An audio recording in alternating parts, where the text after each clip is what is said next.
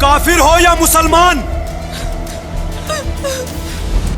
പറയൂ, നീ ഒരു കാഫിറാണോ അതോ മുസൽമാനാണോ? ഇവ വെറും വാക്കുകളായിരുന്നില്ല, മറിച്ച് ഹിന്ദുക്കൾക്ക് നേരെയുള്ള ആസൂത്രിതമായ ആക്രമണമായിരുന്നു. രക്തച്ചൊരിച്ചിലിലൂടെ ഇന്ത്യക്കാർക്കിടയിൽ ഭീതി പരത്താനും രോഷമുണർത്താനുമാണ് അവർ ആഗ്രഹിച്ചത്. കഴിഞ്ഞ വർഷം ഏപ്രിൽ 22-ന് ഇന്ത്യയുടെ മിനി സ്വിറ്റ്സർലാൻഡ് എന്നറിയപ്പെടുന്ന ബൈസരൻ താഴ്വര ഒരു രക്തക്കളമായി മാറി. പാകിസ്ഥാൻ പിന്തുണയുള്ള ആയുധധാരികളായ 5ഓളം ഭീകരർ പൈൻ വനങ്ങളിൽ നിന്ന് പ്രത്യക്ഷപ്പെടുകയും വിനോദസഞ്ചാരികൾ തടിച്ചുകൂടിയ ഇടങ്ങളിലേക്ക് നീങ്ങുകയും ചെയ്തു. ഉച്ചയ്ക്ക് ഏകദേശം 1:50 പെട്ടെന്നുണ്ടായ വെടിയൊച്ച ആ സമാധാന അന്തരീക്ഷത്തെ തകർത്തു. നിമിഷങ്ങൾക്കുള്ളിൽ പരിഭ്രാന്തി പടർന്നു. എന്നാൽ ഇതൊരു സാധാരണ വെടിവെപ്പായിരുന്നില്ല. ഇത് ഹിന്ദുക്കളെ ലക്ഷ്യം വെച്ചുള്ള കൂട്ടക്കൊലയായിരുന്നു. ഭീകരർ പുരുഷന്മാരായ വിനോദസഞ്ചാരികളെ പ്രത്യേകം മാറ്റി നിർത്തി ഭയപ്പെടുത്തുന്ന ഒരു ചോദ്യം ചോദിച്ചതായി സാക്ഷികൾ പറഞ്ഞു. നീ മുസൽമാനാണോ അതോ ഹിന്ദുവാണോ? പല പുരുഷന്മാരോടും തങ്ങളുടെ സ്വത്വം തെളിയിക്കാൻ ആവശ്യപ്പെടുകയും കലിമ ചൊല്ലാൻ പറയുകയും ചെയ്തതായി റിപ്പോർട്ടുകളുണ്ട്. മറ്റുള്ളവരെ മുസ്ലിം ഇതര വിഭാഗക്കാരാണോ എന്ന് പരിശോധിക്കാൻ അരയ്ക്ക് താഴെ വിവസ്ത്രരാക്കി. ഹിന്ദുക്കളാണെന്ന് തിരിച്ചറിഞ്ഞവരെ അവരുടെ ഭാര്യമാരുടെയും കുട്ടികളുടെയും മാതാപിതാക്കളുടെയും മുന്നിൽ വെച്ച് പോയിന്റ് ബ്ലാങ്കിൽ വെടിവെച്ചു കൊന്നു.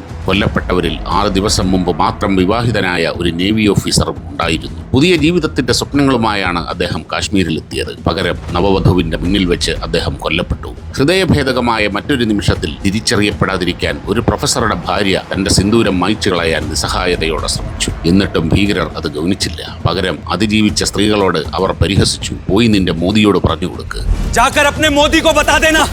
നിമിഷങ്ങൾക്കുള്ളിൽ പാകിസ്ഥാൻ ISI പിന്തുണയുള്ള ലഷ്കർ-ഇ-തോയ്ബയുടെ പോഷക സംഘടനയായ ദി റെസിസ്റ്റന്റ് ഫ്രണ്ട് ആക്രമണത്തിന്റെ ഉത്തരവാദിത്വം ഏറ്റെടുത്തു. 2008-ലെ മുംബൈ ആക്രമണം, 2006-ലെ മുംബൈ ട്രെയിൻ സ്ഫോടനങ്ങൾ, 2001-ലെ ഇന്ത്യൻ പാർലമെന്റ് ആക്രമണം, 2016-ലെ ഉറി ആക്രമണം എന്നിവയ്ക്ക് പിന്നിൽ പ്രവർത്തിച്ച അതേ ഭീകര സംഘടനയാണിത്. എന്നാൽ ഇതാര് ചെയ്തു എന്നത് മാത്രമല്ല പ്രധാനം, എന്തിനു ചെയ്തു എന്നതാണ്. പഹൽഗാം സമാധാനത്തിന്റെ പ്രതീകമായതിനാലാണ് അത് തിരഞ്ഞെടുക്കപ്പെട്ടത്. ഈ ആക്രമണത്തിന്റെ യഥാർത്ഥ ലക്ഷ്യം പകൽ വെളിച്ചത്തിലുള്ള കൊലപാതകം മാത്രമല്ല, പാകിസ്ഥാൻ നടത്തുന്ന മനഃശാസ്ത്രപരമായ യുദ്ധം കൂടിയായിരുന്നു. ഹിന്ദുക്കളെ ലക്ഷ്യം വെക്കുക, ടൂറിസത്തെ തകർക്കുക, ജമ്മു കാശ്മീരിലെ സമാധാനം നശിപ്പിക്കുക, ദേശീയ തലത്തിൽ പ്രകോപനം സൃഷ്ടിക്കുക എന്നിവയായിരുന്നു അത്. അതെ, പഹൽഗാം സംഭവത്തിന് 1 വർഷം തികയുന്നു. പക്ഷേ ഇന്ത്യ അത് മറന്നിട്ടില്ല.